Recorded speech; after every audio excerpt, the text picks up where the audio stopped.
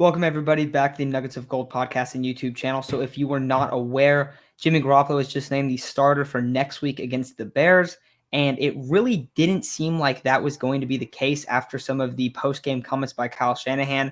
They asked him what he thought about the ball being, like how Jimmy Garoppolo performed in the bad weather, and he basically said, well, look at the other side. Carson Wentz and those receivers weren't having the same issues.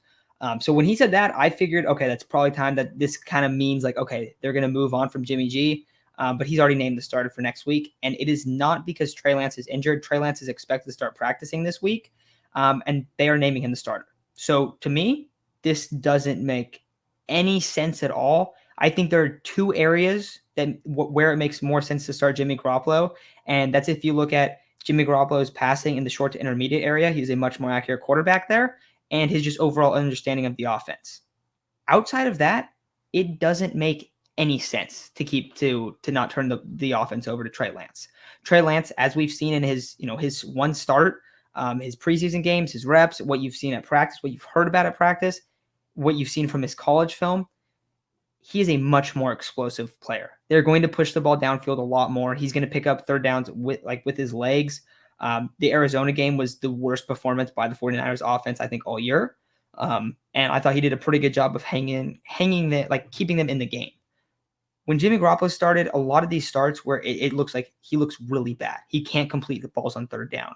I think the time where we first kind of started looking like, okay, this could be a serious problem with this offense was the Eagles game. He missed 4 or 5 throws on third down outside the numbers, and then the 49ers completely stopped throwing the ball there. Ayuk ended up having a diving catch then. I think Sanu had a really good catch that game as well, but then it was not pretty outside the numbers, and he was only forcing the ball in the middle of the field, and it was really ugly. And from that, there's been no positive progression. Everything it seems like is even regressing now. The amount of throws that Jimmy makes that are interceptable balls is at a higher rate than what we've seen from Trey Lance. And remember, Trey Lance didn't throw a single interception when he was a full-time starter that 1 year.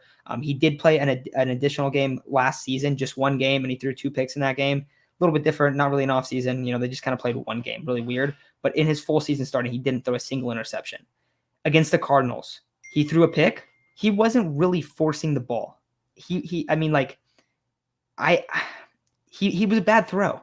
But there was no throws across the middle that we see from Jimmy Garoppolo where it's a linebacker sitting there. There was one against the Colts game yesterday, and Jimmy threw 2 picks, and there was one that should have been picked off. And if it wasn't so wet, it would have got intercepted. He doesn't throw with a lot of velocity. You see multiple plays. If you guys have gone on Twitter the last couple of days, there's been a lot of film people looking at plays, and you don't even need to be a film junkie or anything.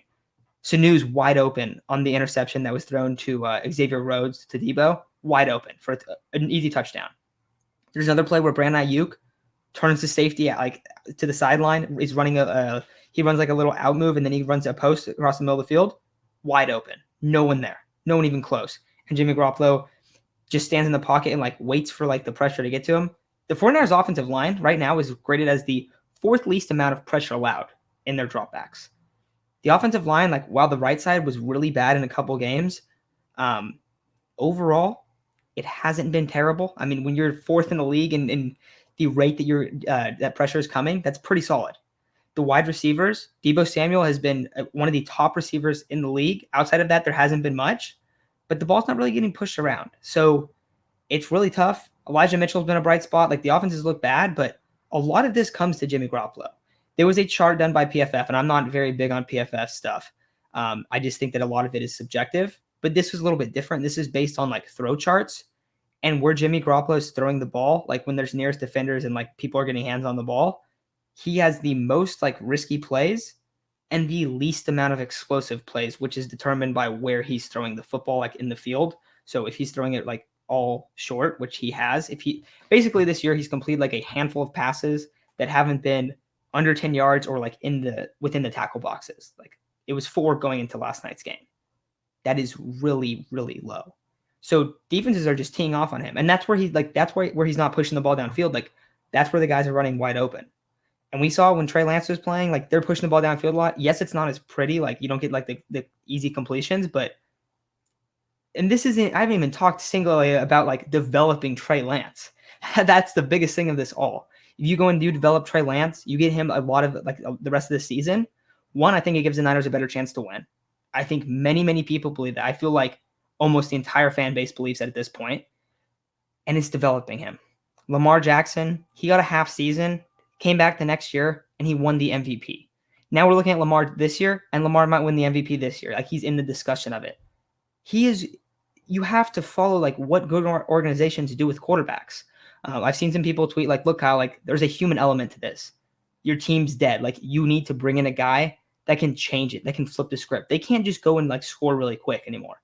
That offense cannot do that. It's not explosive at all. It is so lethargic. It is so bad.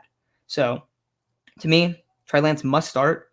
I don't think this makes any sense to keep running it back with Jimmy Garoppolo. They should still beat the Bears even with Jimmy Garoppolo. If they lose to the Bears, like it's done. The season is done. Like because then you are playing the Cardinals and the Rams, and you're going to be 2-5. It's a really rough spot. They're already in a really bad situation, and I don't know why Trey Lance is not starting right now. I've been a huge Kyle Shanahan believer. I think he's a great coach when it comes to the X's and O's, but I'm not gonna lie, this season has been a disaster. This is probably like the worst case you can imagine because to me it made a lot of sense. Okay, if you start out good with Jimmy, I still think Trey takes over at the bye. That was my thought. Like that's when it would happen. We didn't see that happen. We saw him play a game, look good, and then they're going back to Jimmy Garoppolo. They're 2-4, and they're about to play against the Rams and the Cardinals after this week. They're in a terrible spot, and a lot of this is going to go down to Kyle Shanahan. I think there are reasons to bring up, why stuff is happening, but this decision making with Trey Lance, whatever's going on with Brandon Ayuk, just some of the how the offense has looked, that all falls on the head coach. The personnel decisions. Why is Deommodore Lenoir being benched? We see Dre Kirkpatrick come in and the first play, he allows a touchdown and gets mossed by Michael Pittman. He's not as good of a player as Deommodore Lenoir, and Lenoir is the guy you're trying to build around. He's the guy you just drafted. Like so many weird decisions have been made this year, and I get why everyone's concerned. I'm concerned too.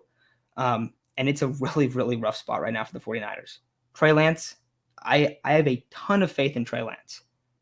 I think he's the guy. I think it's going to be rough this year, but it is just looking like an absolute dumpster fire right now in San Francisco. So really rough.